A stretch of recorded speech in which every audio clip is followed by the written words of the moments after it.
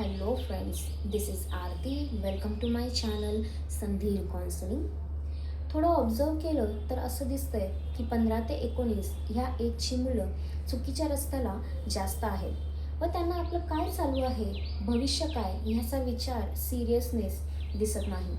आयुष्याला खूप इझिली घेत आहेत, हसण्यावर घालवत आहेत. आज सोशल मीडियाचं प्रमाण खूप वाढतंय व रील्सच्या नादात आपण काय वागतोय हे समजत नाही व समजून सांगितलं तर ते पटत नाही.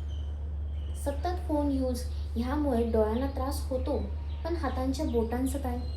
आज सकाळचाच किस्सा एक व्यक्ती सांगत होते, गेला 1 महिना फोन हातात नाही आहे व त्यामुळे हातांची बोटे एकदम व्यवस्थित झाली आहेत. नाहीतर फोन हातात असताना हाताचा अंगठा दुखायचा.